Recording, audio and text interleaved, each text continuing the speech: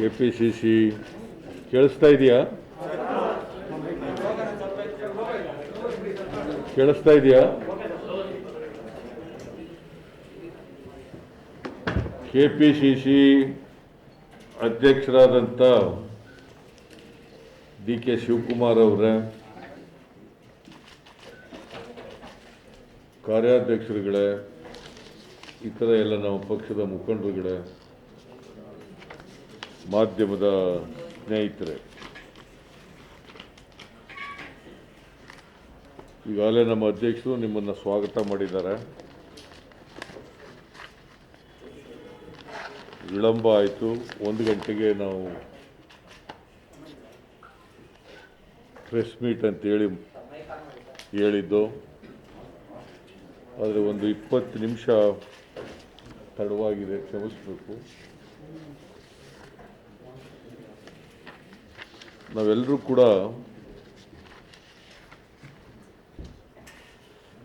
ಒಂದು ಪ್ರಮುಖವಾದಂಥ ವಿಚಾರವನ್ನು ಪ್ರಸ್ತಾಪ ಮಾಡಲಿಕ್ಕೆ ನಿಮ್ಮನ್ನು ಕರೆದಿದ್ದೇವೆ.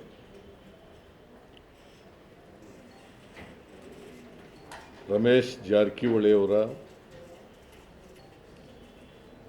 ಲೈಂಗಿಕ ಹಗರಣದ ಬಗ್ಗೆ.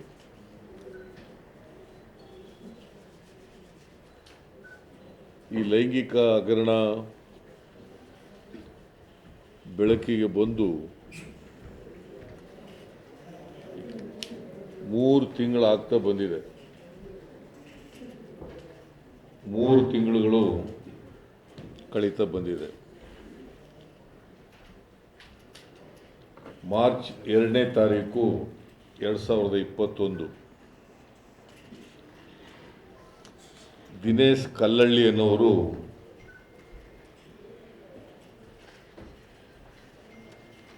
ಬೆಂಗಳೂರಿನ ಪೊಲೀಸ್ ಆಯುಕ್ತರನ್ನು ಭೇಟಿ ಮಾಡಿ, ಕಮಲ್ ಪಂತ್ ಅವರನ್ನು ಭೇಟಿ ಮಾಡಿ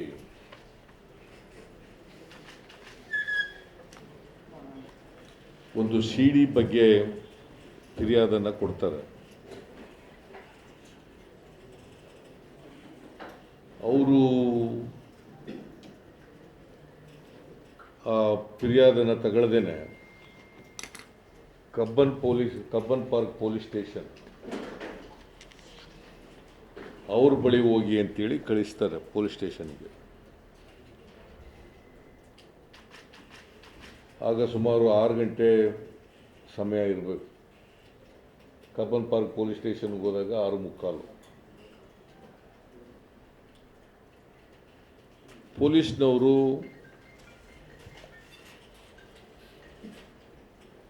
ಅವನ ಫಿರ್ಯಾದನ್ನು ತಗೊಳ್ತಾರೆ. ಆದರೆ ಫಿರ್ಯಾದನ್ನು ತಗೊಂಡು FIR ಮಾಡ್ಕೊಳ್ಳಲ್ಲ,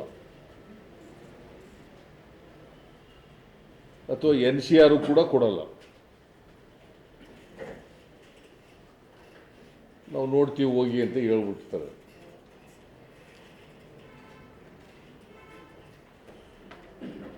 ಅದು ಬಂದ ತಕ್ಷಣ ಇಲ್ಲಿ ಎಲೆಕ್ಟ್ರಾನಿಕ್ ಮೀಡಿಯಾದಲ್ಲೆಲ್ಲ ಪ್ರಚಾರ ಆಗ್ಬಿಡ್ತದೆ. ಆ CD ಬಗ್ಗೆ ಎಲ್ಲ ಪ್ರಸಾರ ಆಗಿ ಅದು ಇಡೀ ರಾಜ್ಯದಲ್ಲಿ, ದೇಶದಲ್ಲಿ ಜಗಜ್ಜಾಗಿರಾಗೋಗ್ಬಿಡ್ತದೆ. ಆಗ ರಮೇಶ್ ಜಾರಕಿಹೊಳಿ ಅವರು ಹೇಳ್ತಾರೆ, ಅದು ಒಂದು ನಕಲಿ CD, ನನಗೂ ಅದಕ್ಕೂ ಸಂಬಂಧ ಇಲ್ಲ, ನನ್ನನ್ನು ತೇಜೋವಧೆ ಮಾಡಲಿಕ್ಕೋಸ್ಕರವಾಗಿ ಈ ಥರ ಒಂದು ಸೃಷ್ಟಿ ಮಾಡಿರ್ತಕ್ಕಂಥ CD-ಯನ್ನು, ಕನ್ಕಾಕ್ಟೆಡ್ CD-ಯನ್ನು ಬಿಡುಗಡೆ ಮಾಡಿದ್ದಾರೆ ಅಂಥೇಳಿ ಅವರು ಅದೇ ದಿನ ಹೇಳ್ತಾರೆ. ಮತ್ತು ನಾನು ಯಾವ ಕಾರಣಕ್ಕೂ ರಾಜೀನಾಮೆ ಕೊಡಲ್ಲ ಅಂತೇಳಿ. ರಾಜೀನಾಮೆ ಕೊಡೋ ಅಗತ್ಯ ಇಲ್ಲ, ಕೊಡೋದಿಲ್ಲ ರಾಜೀನಾಮೆನ. ಇದರಲ್ಲಿ ಒಂದು ಷಡ್ಯಂತ್ರ ಇದೆ. ಆ ಷಡ್ಯಂತ್ರನ ನಾನು ಎಕ್ಸ್ಪೋಸ್ ಮಾಡ್ತೀನಿ ಅಂತ ಹೇಳ್ತಾರೆ. ಕಾನ್ಸ್ಪಿರಸಿ.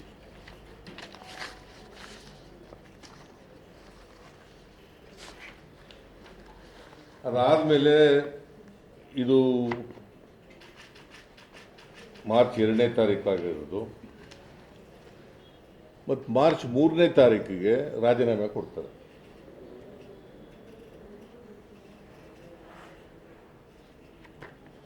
ಅವರ ಸಚಿವ ಸ್ಥಾನಕ್ಕೆ ರಾಜೀನಾಮೆಯನ್ನು ಮಾರ್ಚ್ 3ನೇ ತಾರೀಕು ಕೊಡ್ತಾರೆ. ಆಮೇಲೆ 5ನೇ ತಾರೀಕು 6 ಜನ ಮಂತ್ರಿಗಳು ಕೋರ್ಟ್ಗೆ ಹೋಗಿ ಆನ್ಸಿಪೇಟರಿ ಬಿಲ್ ಕೇಳ್ತಾರೆ, ಆಮೇಲೆ ಇಂಜೆಕ್ಷನ್ ಕೇಳ್ತಾರೆ. ಇಂಜಂಕ್ಷನ್ ಅಲ್ಲಿ ಸಿಟಿ ಸಿವಿಲ್ ಕೋರ್ಟ್ನವರು 6ನೇ ತಾರೀಕು ಇಂಜಂಕ್ಷನನ್ನು in favour of 6 ministers.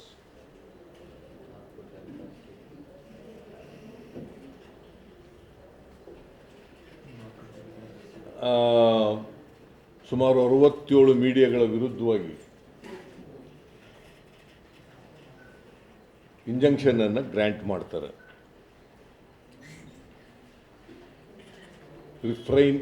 restraining the defendants from publishing and unverified news ಅಂತ ಒಂದು ಆರ್ಡರ್ಸ್ ಮಾಡ್ತಾರೆ. 7ನೇ ತಾರೀಕು ಈ ದಿನೇಶ್ ಕಲ್ಲಳ್ಳಿ, ಬಹುಶಃ ಅವರು 4ನೇ ತಾರೀಕು ಅಲ್ಲಿ ಕನಕಪುರದ ಪೊಲೀಸ್ ಸ್ಟೇಷನಲ್ಲೂ ಕೂಡ ನನಗೆ ಭಯ ಇದೆ, ಥ್ರೆಟ್ ಇದೆ ಅಂತೇಳಿ ಕಂಪ್ಲೇಂಟ್ ಕೊಡ್ತಾರೆ.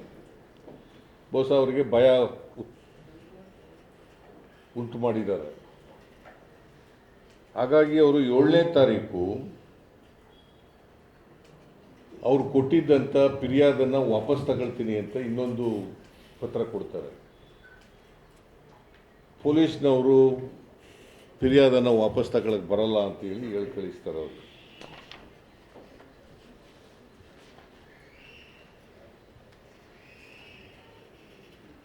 ಒಂಬತ್ತನೇ ತಾರೀಕು ರಮೇಶ್ ಜಾರಕಿಹೊಳಿ ಈ ರಾಜ್ಯದ ಹೋಮ್ ಮಿನಿಸ್ಟ್ರಿಗೆ ಒಂದು ಪತ್ರ ಬರೀತಾರೆ.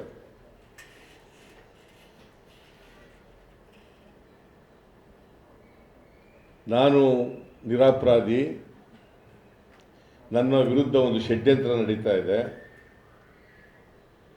ಮತ್ತು ಆ ವಿಡಿಯೋ CD ಇದೆಯಲ್ಲ ಅದು ಫೇಕ್ ಆ್ಯಂಡ್ ಕನ್ಕಾಕ್ಟೆಡ್ ಅಂತ ಹೇಳ್ತಾರೆ. ನಾನಲ್ಲ ಅಂತ ಅದಕ್ಕೂ ನಾನಲ್ಲ, ಅದು ಇಟ್ಸ್ ಎ ಕನ್ಕಾಕ್ಟೆಡ್ ಅಂತ ಹೇಳ್ತಾರೆ. ಅದ್ರ ಮೇಲೆ ಹೋಮ್ ಮಿನಿಸ್ಟ್ರಿ ಏನು ಮಾಡ್ತಾರೆ, ಪಂಥಕ್ಕೆ ಕಳಿಸ್ಕೊಡ್ತಾರೆ ಪೊಲೀಸ್ ಕಮಿಷನರಿಗೆ, ಬೆಂಗಳೂರು ಪೊಲೀಸ್ ಕಮಿಷನರಿಗೆ 10ನೇ ತಾರೀಕು ಅದನ್ನು ಕಳಿಸ್ಕೊಡ್ತಾರೆ. ಒಂದು ಲೆಟರ್ ಬರೆದು ಅವರಿಗೆ ಕಳಿಸ್ಕೊಡ್ತಾರೆ. ಆಮೇಲೆ ಅದರಲ್ಲಿ ಏನು ಹೇಳ್ತಾರೆ, ಒಂದು SIT ಮಾಡಿ ಸೌಮೇಂದು ಮುಖರ್ಜಿಯವರ ಅಧ್ಯಕ್ಷತೆಯಲ್ಲಿ SIT ಮಾಡಿ ಅಂತೇಳಿ, special investigation team, Soumendu Mukherjee additional police commissioner ಅವರ ಅಧ್ಯಕ್ಷತೆಯಲ್ಲಿ SIT ರಚನೆ ಮಾಡಿ ಅಂತೇಳಿ ರಚನೆ ಮಾಡಿ ಅವರು ವಿಚಾರಣೆ ಮಾಡಿ ವರದಿ ಕೊಡಲಿ ಅಂತ ಬರೀತಾರೆ. ಅವರು ವರದಿ ಕೊಡೋದು ಗೌರ್ಮೆಂಟ್ಗಲ್ಲ. ಒಂದು SIT ರಚನೆ ಮಾಡಿದ ಮೇಲೆ ಅವರು ಇನ್ವೆಸ್ಟಿಗೇಷನ್ ಮಾಡಬೇಕು, ತನಿಖೆ ಮಾಡಬೇಕು. ತನಿಖೆ ಮಾಡಿ FIR ರಿಜಿಸ್ಟರ್ ಮಾಡ್ಕೋಬೇಕು, ತನಿಖೆ ಮಾಡಬೇಕು. ಆಮೇಲೆ ಚಾರ್ಜ್ ಶೀಟನ್ನು ಕೋರ್ಟ್ನಲ್ಲಿ ಫೈಲ್ ಮಾಡಬೇಕು. That is the procedure under the criminal procedure code of the Indian criminal procedure ಕೋಡ್ನಲ್ಲಿ ಇರ್ತಕ್ಕಂಥ ಇದು ಇಲ್ಲಿವರೆಗೆ ನಡ್ಕೊಂಡು ಬಂದಿರ್ತಕ್ಕಂಥ ಪದ್ಧತಿ ಮತ್ತು ಕಾನೂನು. ಅವ್ರು ಏನು ಹೇಳ್ತಾರೆ, ಪೊಲೀಸ್ನ ಒಂದು ವಿಚಾರಣೆ ಮಾಡಿ ರಿಪೋರ್ಟ್ ಕೊಡಿ ಸರ್ಕಾರಕ್ಕೆ ಅಂತ ಬರೀತಾರೆ. ಪಂತ್ ಏನು ಮಾಡ್ತಾರೆ, ಒಂದು SITನ ರಚನೆ ಮಾಡ್ತಾರೆ under the chairmanship of Soumendu Mukherjee.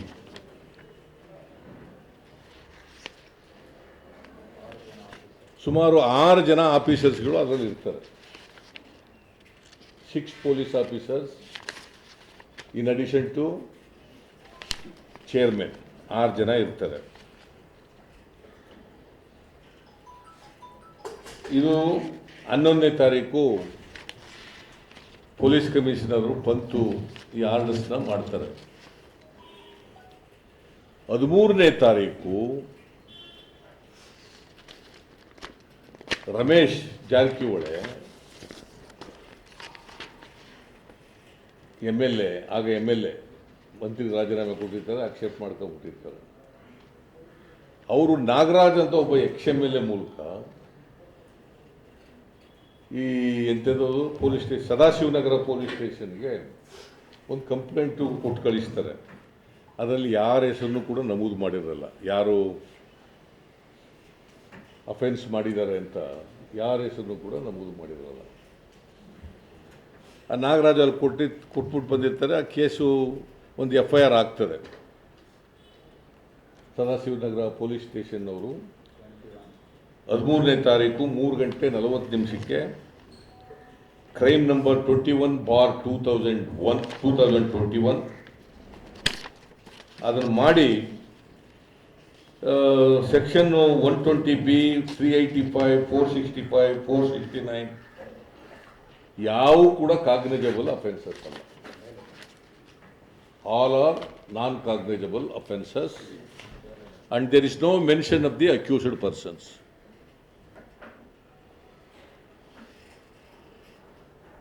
ಆಮೇಲೆ 13ನೇ ತಾರೀಕು SIT ಅವರು ಏನು ಮಾಡ್ತಾರೆ, 11ನೇ ತಾರೀಕು ಕಾನ್ಸ್ಟಿಟ್ಯೂಟ್ ಆಗುತ್ತೆ. 13ನೇ ತಾರೀಕು ಈ ಶ್ರವಣ್ ಅಂಡ್ ನರೇಶ್,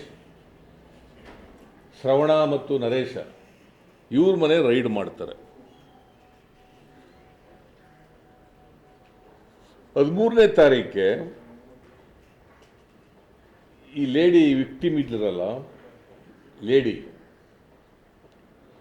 ಒಂದು ವಿಡಿಯೋ ರೆಕಾರ್ಡ್ ಅದನ್ನು ಬಿಡುಗಡೆ ಮಾಡ್ತಾರೆ.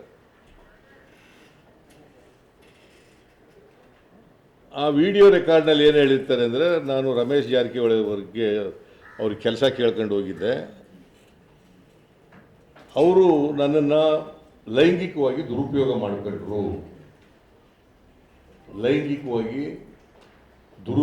ಮಾಡಿಕೊಂಡ್ರು ಅಂತ ಹೇಳ್ತಾರೆ. ನಾನು ಅಸೆಂಬ್ಲಿನಲ್ಲಿ ಪ್ರಸ್ತಾಪ ಮಾಡಿದ್ದೆ 23ನೇ ತಾರೀಕು. ಈ ವಿಡಿಯೋ ರೆಕಾರ್ಡ್ ಮೇಲೇ ನಾನು ಹೇಳಿದ್ದೆ, ಆಗ ರಮೇಶ್ ಜಾರಕಿಹೊಳಿ ಮೇಲೆ under section 376 of IPC case is to be registered and investigation to be taken place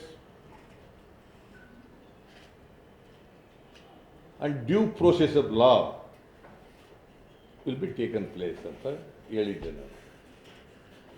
376ನಲ್ಲಿ ಆಗಬೇಕು, ಬಿಕಾಸ್ ದಿ ವಿಡಿಯೋ ರೆಕಾರ್ಡ್ನಲ್ಲಿ ನನ್ನ ಲೈಂಗಿಕವಾಗಿ ದುರುಪಯೋಗ ಮಾಡ್ಕೊಂಡಿದ್ದಾರೆ ಅಂತ ಹೇಳಿದ್ದಾರೆ. ಆದ್ದರಿಂದ ಇದು ಮಾಡಬೇಕು. ನಾನು, ರಮೇಶ್ ಕುಮಾರ್, DK ಶಿವಕುಮಾರ್, ನಾವು 3 ಜನ ಅಸೆಂಬ್ಲಿನಲ್ಲಿ 23/3/2021ನೇ ತಾರೀಕು ಅಸೆಂಬ್ಲಿನಲ್ಲಿ ರೈಸ್ ಮಾಡಿದ್ರು. ಅದಕ್ಕೆ ಹೋಮ್ ಮಿನಿಸ್ಟ್ರು RK ಉತ್ತರ ಕೊಟ್ಟು, ಈಗ ಇನ್ವೆಸ್ಟಿಗೇಷನ್ನಲ್ಲಿದೆ, SITನೆಲ್ಲ ಇನ್ವೆಸ್ಟಿಗೇಷನ್ನಲ್ಲಿದೆ, ಈಗೇನು ಹೇಳೋಕ್ಕಾಗಲ್ಲ, ಆಮೇಲೆ ಆ ವಿಡಿಯೋ ರೆಕಾರ್ಡು ಅದು ಸುಳ್ಳು, ಅದ್ರ ಮೇಲೆ ನಾವು 376 ಮಾಡ್ಕೊಳ್ಳೋಕ್ಕಾಗಲ್ಲ ಅಂತ ಎಲ್ಲ ಏನೋ ಉತ್ತರ ಕೊಟ್ಟರು. ಆಗ ಆಮೇಲೆ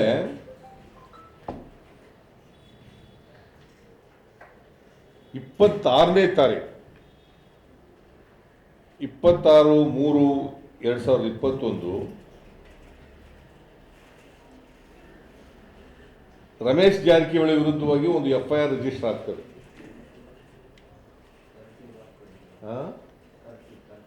ರಿಟರ್ನ್ ಕಂಪ್ಲೇಂಟ್ ಮಾಡಿ. Crime number 30/2021.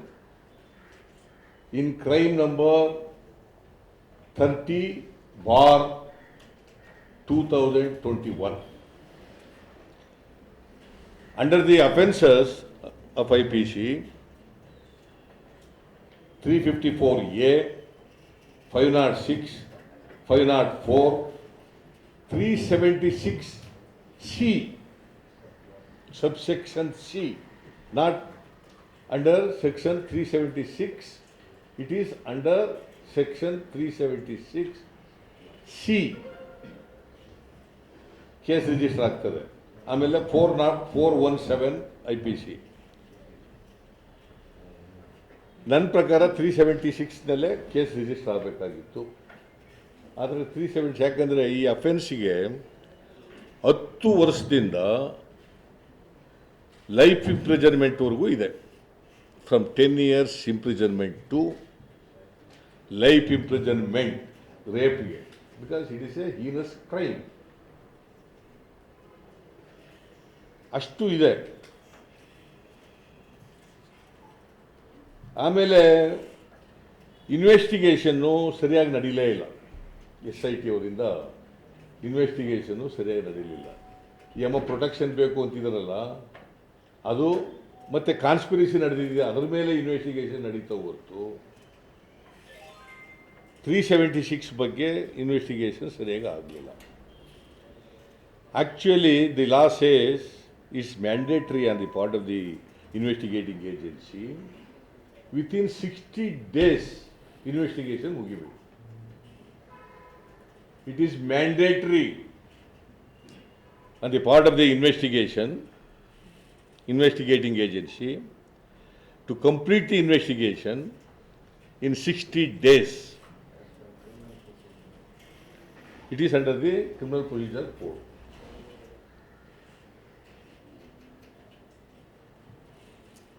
ಆಮೇಲೆ ಒಂದು PAL ಆಗ್ತಾರೆ ಇದರಲ್ಲಿ ಹೈಕೋರ್ಟ್ನಲ್ಲಿ, ಸೀಕಿಂಗ್ ಎನ್ ಇಂಡಿಪೆಂಡೆಂಟ್ ಎಂಕ್ವೈರಿ. ನಾನು ಕೂಡ ಇಂಡಿಪೆಂಡೆಂಟ್ ಎಂಕ್ವೈರಿ ಮಾಡಿದೆ. ಯಾಕಂದರೆ ಸರ್ಕಾರ ರಚನೆ ಮಾಡಿರ್ತಕ್ಕಂಥ SITಯಿಂದ ಸತ್ಯ ಹೊರಗಡೆ ಬರಲಿಕ್ಕೆ ಸಾಧ್ಯ ಇಲ್ಲ. ಈ ಕೇಸನ್ನು ಮುಚ್ಚಾಕ್ಬಿಡ್ತಾರೆ. ಸರ್ಕಾರ ಹೇಳಿದ ರೀತಿಯಲ್ಲಿ ರಿಪೋರ್ಟ್ ಕೊಡ್ತಾರೆ. ಯಾಕಂದರೆ ಸರ್ಕಾರ ಹೇಳಿರೋದು ರಿಪೋರ್ಟ್ ಕೊಡಿ ಅಂತ.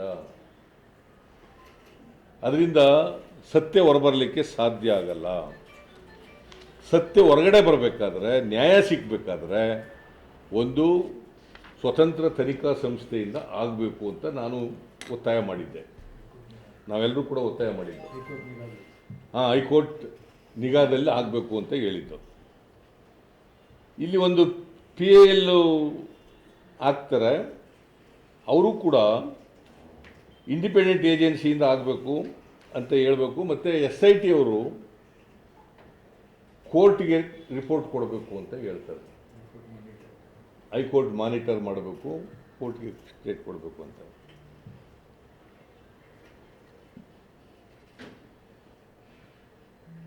ಇದು ಈ FIR ರಿಜಿಸ್ಟರ್ ಆದದ್ದು 26ನೇ ತಾರೀಕು. Return complaint given by the victim. Return complaint given by the victim through N advocate. ಆಗ 30ನೇ ತಾರೀಕು 30/3/2021ನೇ ತಾರೀಕು ಈ ವಿಕ್ಟಿಮ್ ಕಂಪ್ಲೇಂಟ್ ಕೊಟ್ಟಿದ್ರಲ್ಲ, ಇವ್ರದ್ದು ಸ್ಟೇಟ್ಮೆಂಟ್ ರೆಕಾರ್ಡ್ ಆಗುತ್ತೆ under section 164 CRPC before the magistrate on the direction of the high court. Protection ಕೊಡಬೇಕು, ಮತ್ತು ಅವರಿಗೆ exclusive ಆಗಿ ಸ್ಟೇಟ್ಮೆಂಟ್ ರೆಕಾರ್ಡ್ ಮಾಡ್ಕೋಬೇಕು ಮ್ಯಾಜಿಸ್ಟ್ರೇಟು, ಮತ್ತು ಬೇರೆ ಜಾಗದಲ್ಲಿ ಮಾಡ್ಕೋಬೇಕು ಅಂತ ಹೇಳ್ತಾರೆ.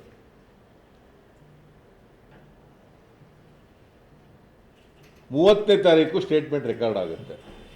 ಅದೆಲ್ಲ ನೀವೆಲ್ಲ ವರದಿ ಮಾಡಿದ್ದೀರಿ, ಟಿ ವಿ ಚಾನೆಲ್ನವರು ಕೂಡ ವರದಿ ಮಾಡಿದ್ದಾರೆ, ಪತ್ರಿಕೆಯವರು ಕೂಡ ವರದಿ ಮಾಡಿದ್ದಾರೆ. ಡೀಟೇಲ್ಡ್ ಆಗಿ ಆ statement clearly shows that mister Jarkiholi, Ramesh Jarkiholi has misused the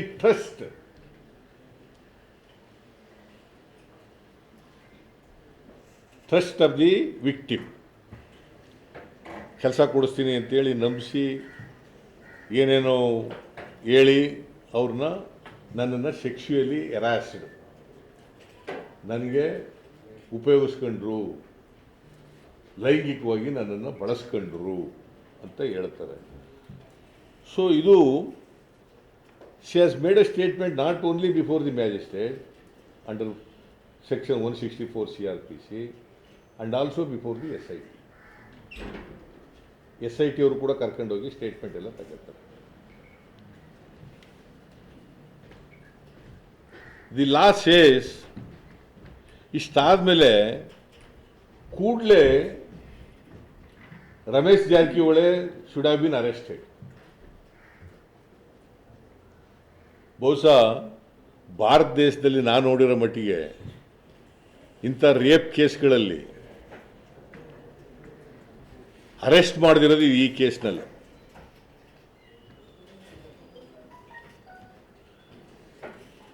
ಇಂಥ ಎಲ್ಲ ಕೇಸ್ಗಳಲ್ಲೂ ಕೂಡ ಪೊಲೀಸ್ನವರು ಆರೋಪಿಯನ್ನು ಅರೆಸ್ಟ್ ಮಾಡಿದ್ದಾರೆ. 164 ಸ್ಟೇಟ್ಮೆಂಟ್ ಆದಮೇಲೆ immediately he should have been arrested. Unfortunately, since the government's protection is there to Ramesh Jarkiholy,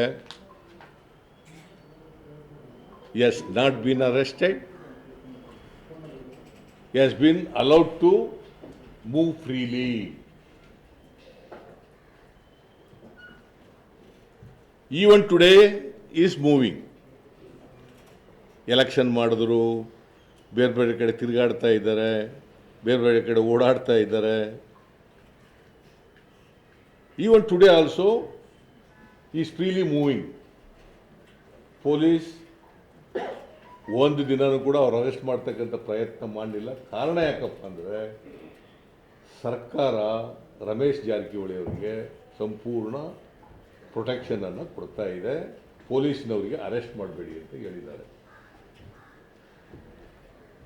ಪೊಲೀಸ್ನವರಿಗೆ arrest ಮಾಡಬೇಡಿ ಅಂತ ಒತ್ತಡ ಕೊಟ್ಟಿದ್ದಾರೆ. ಇತ್ತೀಚೆಗೆ ಈ SIT ಮುಖ್ಯಸ್ಥ ಇದ್ರಲ್ಲ ಸೌಮೇಂದು ಮುಖರ್ಜಿ, ಅವನು ರಜದ ಮೇಲೆ ಕಳಿಸ್ಬಿಟ್ಟಿದ್ದಾರೆ. He has been sent on leave. So actually, when the chairman is absent, where is the existence of SIT? According to me, there is no SIT at all. So ಆ SIT-ನ ನಿಷ್ಕ್ರಿಯಗೊಳಿಸ್ಬಿಟ್ಟಿದ್ದಾರೆ. As good as there is no SIT. ಆಮೇಲೆ ನನಗೆ ಈಗ ಇರ್ತಕ್ಕಂಥ information ಪ್ರಕಾರ 2-3 ದಿನಗಳ ಹಿಂದೆ ರಮೇಶ್ ಜಾರಕಿಹೊಳಿ ಅವರು home ಮಿನಿಸ್ಟರ್ನ ಭೇಟಿ ಮಾಡಿದ್ದಾರೆ.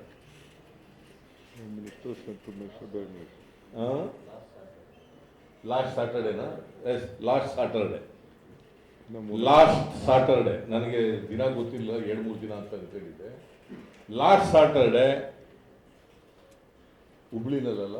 ಹುಬ್ಳಿನಲ್ಲಿ ಅವ್ರನ್ನ ಭೇಟಿ ಮಾಡಿ he has discussed with the home minister. ಯಾರು ಭೇಟಿ ಮಾಡಿರೋದು? The accused mister Ramesh Jarkiholi. He met the Home Minister and discussed with him for 2 hours. What does it indicate? Along with two ministers. ಅಲ್ಲ ಅದು ಬೇರೆ ಮಿನಿಸ್ಟರ್ಸ್ ಬೇರೆ ಬೇರೆ ಮೀಟಿಂಗ್. ಆಮೇಲೆ ಈ ಕೇಂದ್ರದ ಮಂತ್ರಿ ಇದಾರಲ್ಲ, ಯಾರು ಪ್ರಹ್ಲಾದ್ ಜೋಶಿ, ಅವ್ರನ್ನೂ ಭೇಟಿ ಮಾಡಿದ್ದಾರೆ Ramesh Jarkiholi. He has discussed with Home Minister for 2 hours along with the ministers, and also he met Central Minister Mr. Prahlad Joshi, Sudhakar and he has discussed with him along with Sudhakar and Basavaraj. huh? Basuraj, B.A. Basuraj. It clearly shows that the government prima facie protecting the accused person. That is why the police did not arrest Ramesh Jarrakiholy, though he should have been arrested under law immediately when the statement was made under section 164 CRPC.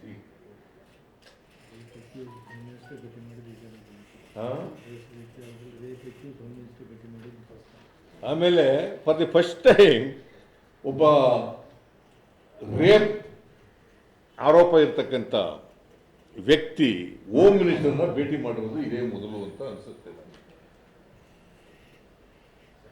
Rape ಆರೋಪ ಹೊತ್ತಿರ್ತಕ್ಕಂಥ accused person home minister ಭೇಟಿ ಮಾಡಿ ಚರ್ಚೆ ಮಾಡಿರ್ತಕ್ಕಂಥದ್ದು ಇದೇ ಮೊದಲು. ಆಮೇಲೆ ಇತ್ತೀಚೆಗೆ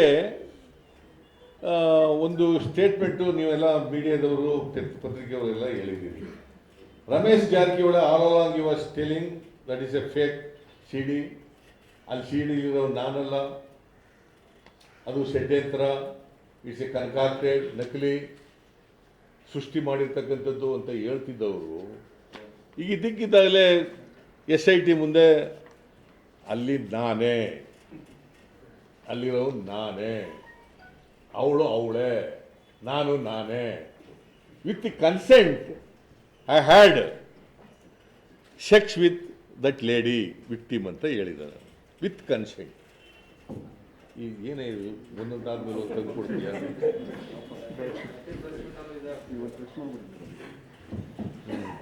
ಇಲ್ಲಿ ಬಿಡು ಹಂಗೆ.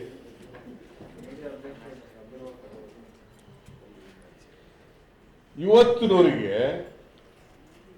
Ramesh is an accused in rape case, he has not been examined. Medical checkup ಮಾಡಿದ್ದಾರೆ ಅಷ್ಟೇ, BP ನೋಡೋದು, ಟೆಂಪರೇಚರ್ ನೋಡೋದು, ಅದನ್ನು ನೋಡಿದರೆ ಹೊರತು NDA ಮೆಡಿಕಲ್ ಎಕ್ಸಾಮಿನೇಷನ್ನು ಇದು ನಡೆದಿಲ್ಲ ಇವತ್ತಿನವರಿಗೆ. ಎಲ್ಲರೂ ನೋಡಿದ್ದೀರಾ? ಏನು ಕಾನೂನು MLA ಮಿನಿಸ್ಟ್ರಿಗೊಂದು, MLAಗೊಂದು, ಆರ್ಡಿನರಿ ಸಿಟಿಸನ್ಗೊಂದು ಅನ್ನೋ ಥರ ಇದೆಯಾ? ಮೂರು IPCಗಳಿದ್ದಾವ, 3 CRPCಗಳಿದ್ದಾವ, 3 ಎವಿಡೆನ್ಸ್ ಆಗ್ತಿದೆಯಾ? ಒಬ್ಬೊಬ್ರಿಗೂ ಒಂದೊಂಥದ್ದು ಕಾನೂನು ಇದೆಯಾ? ಇವತ್ತವರೆಗೆ ಎಕ್ಸಾಮಿನ್ ಮಾಡಿಲ್ಲ. Is moving freely. Section 53A CRPC ಹೇಳ್ತದೆ, ಸೆಕ್ಷನ್ 53A CRPC ಏನು ಹೇಳ್ತದೆ? It is mandated under this section. Medical examination of the accused is mandatory ಅಂತ ಹೇಳ್ತದೆ. Medical examination of the accused person is mandatory. It is under section 53A of CRPC. ಮಾಡಲಿಲ್ಲ, ಇವತ್ತಿನವ್ರಿಗೆ ಮಾಡಲಿಲ್ಲ. ಬರೀ weight, sugar, BP ಅಷ್ಟೇ ಮಾತ್ರ test ಮಾಡಿದ್ದಾರೆ. Not under section 53A.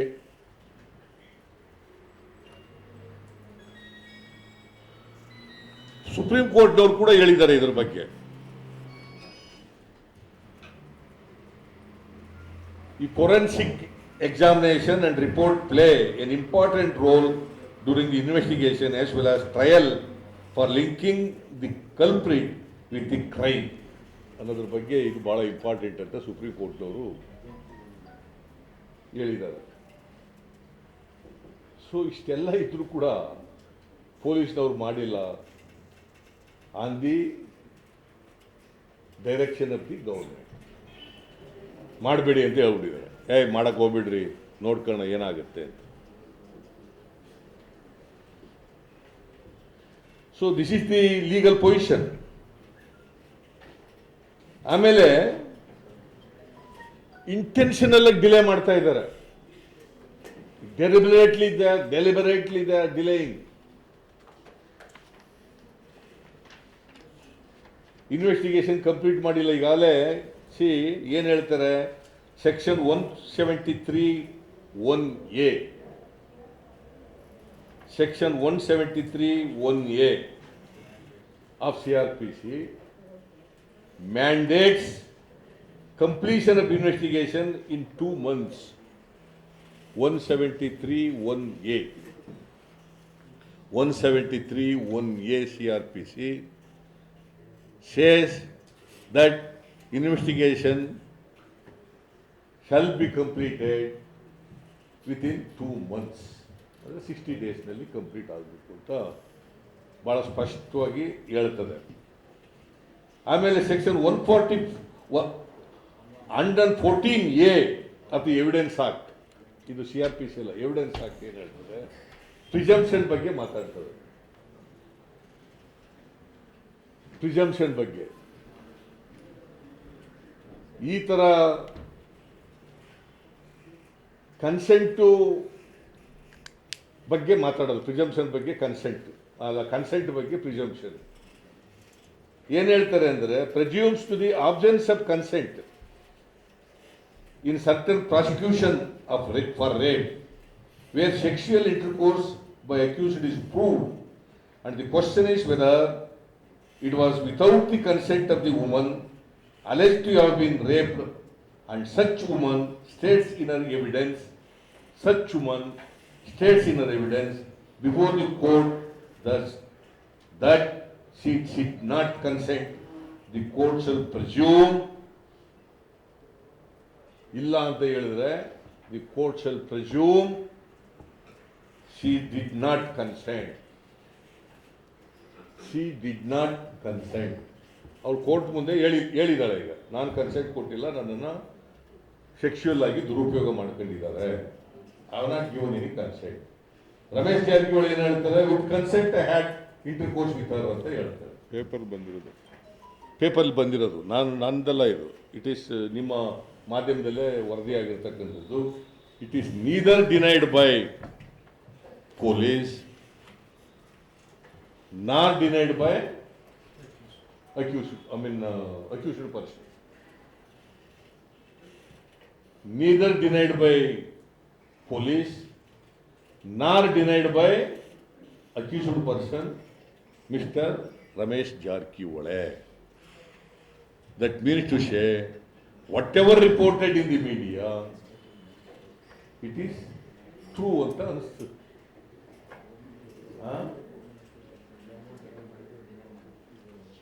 ಆಮೇಲೆ home ಮಿನಿಸ್ಟರ್ನ ಭೇಟಿ ಮಾಡಿರೋದನ್ನ ಇವತ್ತಿನವರೆಗೆ ಎಲ್ಲೂ ಡಿನೈ ಮಾಡಿಲ್ಲ ಅವರು.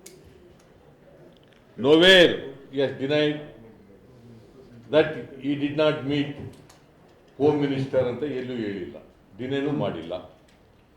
ಸೊ ಅದಕ್ಕೆ ಈ ಪೊಲಿಟಿಕಲ್ ಇಂಟರ್ಫರೆನ್ಸಿಂದ ಈ ಸರ್ಕಾರ ಏನು ಭಾಳ ರಾಮನ ಜಪ ಮಾಡ್ತಾರೆ, ಮಹಿಳೆಯರ ಬಗ್ಗೆ ಭಾಳ ಮಾತಾಡ್ತಾರೆ, ಗೌರವದ ಬಗ್ಗೆ ಮಾತಾಡ್ತಾರೆ, ಕಾನೂನನ್ನು ತಿರ್ಚಿಬಿಡ್ತಾ ಇದ್ದಾರೆ. ಯಾಕೆ ಗೊತ್ತಾ, ರಮೇಶ್ ಸರ್ಕಾರ ಮಾಡೋಕ್ಕೆ ಪಾಪ ಸಹಾಯ ಮಾಡಿದ್ದ. MLAಗಳನ್ನೆಲ್ಲ ಕರ್ಕೊಂಡು ಓಡಾಡಿ ಮಾಡಿ ಯಡಿಯೂರಪ್ಪನ ಸರ್ಕಾರ ಬರೋಕ್ಕೆ ಇವ್ರದ್ದು ಸಹಾಯ ಇತ್ತು. ಇದಕ್ಕೆ ಪ್ರತ್ಯುಪಕಾರವಾಗಿ ಇದನ್ನು ಮಾಡ್ತಾ ಇದ್ದಾರೆ. ಪ್ರತ್ಯುಪಕಾರವಾಗಿ ಇದನ್ನು ಮಾಡ್ತಾ ಇದ್ದಾರೆ. ಸೊ ನಾನು ಈ ಸನ್ನಿವೇಶದಲ್ಲಿ I demand, since home minister had discussion with accused Ramesh Jarkiwale in a rape case in crime number 30 of 2021. He had a discussion along with the ministers, and he had a discussion with the central minister. That prima facie clearly shows Mr. Home Minister, Mr. Basuraj Bommai, is protecting Ramesh Jarkiwale. Because of him, he has not been arrested so far. ಅದಕ್ಕೋಸ್ಕರ I demand ಈ Basavaraj Bommai home minister ಆಗಿ ಮುಂದುವರಿಲಿಕ್ಕೆ ಯಾವುದೇ ನೈತಿಕತೆ ಇಲ್ಲ.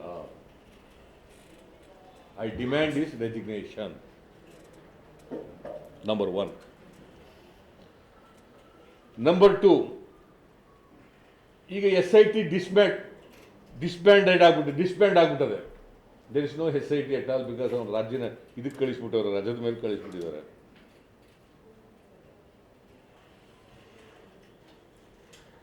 So ಅದಕ್ಕೆ ನಾನು I demand this investigation is to be continued by an independent agency under the supervision of the high court. Number 2, the accused must be arrested immediately. The accused must be arrested immediately as per the provisions of the law. Nowhere in the country ಇಂಥ ಕೇಸ್ಗಳಲ್ಲಿ arrest ಮಾಡದೇ ಇರ್ತಕ್ಕಂಥ ನಿದರ್ಶನ ಇಲ್ಲ.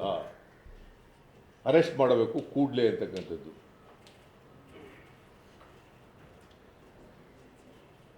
ಆಮೇಲೆ ಇನ್ವೆಸ್ಟಿಗೇಷನ್ನಲ್ಲಿ who are the ministers, ನಿಮಗೆ ಗೊತ್ತಿದೆ, ಇಂಡಿಯೆಲ್ಲ ಮಿನಿಸ್ಟರ್ಗಳೆಲ್ಲ ರಮೇಶ್ ಪರವಾಗಿ ಸ್ಟೇಟ್ಮೆಂಟ್ಗಳು ಕೊಟ್ಟಿದ್ದಾರೆ. ಭಾಳ ಜನ ಮಿನಿಸ್ಟರ್ಗಳು, ಯೋಗೇಶ್ ಕೊಟ್ಟಿದ್ದಾನೆ, ST ಸೋಮಶೇಖರ್ ಕೊಟ್ಟಿದ್ದಾನೆ, ಅವನ ತಮ್ಮ ಕೊಟ್ಟಿದ್ದಾನೆ, ಆಮೇಲೆ ಬೇರೆ ಬೇರೆ ಮಿನಿಸ್ಟ್ರಿಗಳೆಲ್ಲ ಕೊಟ್ಟಿದ್ದಾರೆ. Who are the ministers and police officers who are hand in glove with the accused and protecting him ಅನ್ನೋದು ಗೊತ್ತಾಗುತ್ತೆ. ಬಸವರಾಜ ಬೊಮ್ಮಾಯಿ ಅಲ್ಲದೆ ಬೇರೆ ಇನ್ಯಾರು ಮಿನಿಸ್ಟ್ರಿಗಳಿದ್ದಾರೆ, ಹಿಂದ್ಗಡೆ ಇದ್ದಾರೆ ಅನ್ನೋದು ಕೂಡ ಇನ್ವೆಸ್ಟಿಗೇಷನ್ ಮೂಲಕ ಗೊತ್ತಾಗಬೇಕು. ಅಂಡ್ ಇವರೆಲ್ಲ ಈಗ ನೀವು ಇದೇ ಪರಿಸ್ಥಿತಿ ಇದ್ದರೆ, ಹೊರಗಡೆ ಇದ್ದರೆ, ಅರೆಸ್ಟ್ ಮಾಡದೆ ಹೋದರೆ ಟ್ಯಾಂಪರಿಂಗ್ ಆಫ್ ದಿ ಎವಿಡೆನ್ಸ್ ನಡೀತದೆ. ಈಸ್ ಎ ಪ್ರಭಾವಿ ಮನುಷ್ಯ ರಮೇಶ್ ಜಾರಕಿಹೊಳಿ. ಆಮೇಲೆ ಈ ಸರ್ಕಾರದಲ್ಲಿ ಮಹಿಳೆಯರ ರಕ್ಷಣೆ ಇಲ್ಲ ಅಂತಕ್ಕಂಥದ್ದು ಗೊತ್ತಾಗ್ತದೆ. ಇಲ್ಲ, ಇವರು ಡೆಲಿಬರೇಟ್ ಆಗಿ ಪ್ರೊಟೆಕ್ಷನ್ ಕೊಡೋರು ಮಹಿಳೆಯರಿಗೆ ನ್ಯಾಯ ಕೊಡ್ತಕ್ಕಂಥ ಕೆಲಸ ಮಾಡ್ತಾ ಇಲ್ಲ. ಸೊ ನಾನು ಒಂದು, ಬೊಮ್ಮಾಯಿ ರಾಜೀನಾಮೆ, ಎರಡನೇದು ರಮೇಶ್ ಅರೆಸ್ಟ್ ಆಗಬೇಕು. ಇದ್ರ ಜೊತೆ ಯಾರ್ಯಾರು ಮಂತ್ರಿಗಳಿದ್ದಾರೆ who are in hand glove with accused persons, police officers ಯಾರಿದ್ದಾರೆ ಅಂತಕ್ಕಂಥದ್ದು ಕೂಡ ಗೊತ್ತಾಗಬೇಕು. ಜೊತೆಗೆ ಇಂಡಿಪೆಂಡೆಂಟ್ ಏಜೆನ್ಸಿಯಿಂದ ತನಿಖೆ ಆಗಬೇಕು under the supervision of the high court. These are the demands I am making. So ಇದನ್ನು ನಿಮಗೆ ತಿಳಿಸೋಣ ಅಂತೇಳಿ ಈ ಮಾಧ್ಯಮದವರು ಸಭೆ ಕರೆದಿರೋದು. ಬೇರೆ ವಿಷಯಗಳನ್ನು DK ಶಿವಕುಮಾರ್ ಮಾತಾಡ್ತಾರೆ.